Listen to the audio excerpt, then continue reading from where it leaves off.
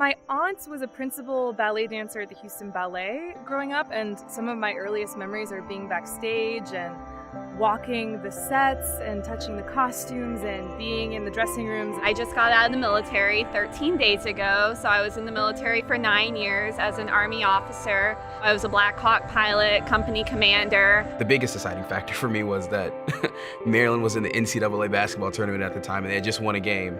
For as large of a student body as it is, you see familiar faces when you're walking around every day, and the campus is just beautiful. I immediately had my now advisor, Mike Hewitt, call me on the phone, and he talked with me for like an hour about the program and how it could meet my professional goals and what kinds of things I would be involved with there. And I told her, well, I'm pregnant, and she goes, well, do you want to continue the program? I said, yes. And she said, okay, but first we need to make sure you have a healthy baby.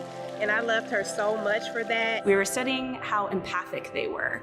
So we did things like we would pretend to pinch our finger on a clipboard and be really in pain for about 2 minutes, and then we'd see how kids responded. And they did all sorts of crazy stuff. Everything from laughing and kind of making it worse to giving us a big hug and telling us that we'd feel better soon. I don't think the campus would be very happy if I talked about what we have in the lab.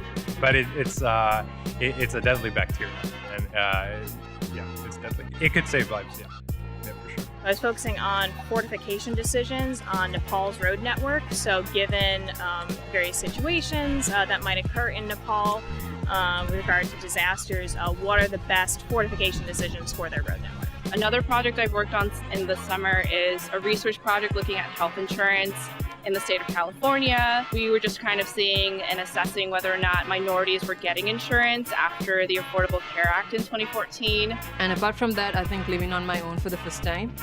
Back home, even in college, I went from home.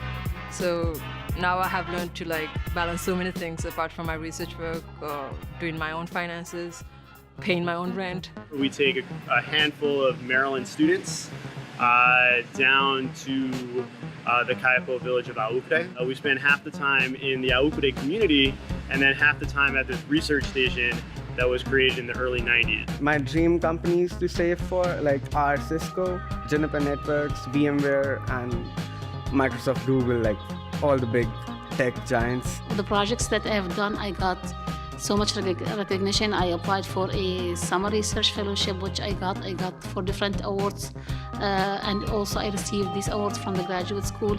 So which means that they value the projects that we're doing, and they want us to continue working on these projects. Just the teaching experience has been great. I just had something for undergrads that I love so much. I think I will find a full-time job and stay there for 3 or 5 years and then come back to China.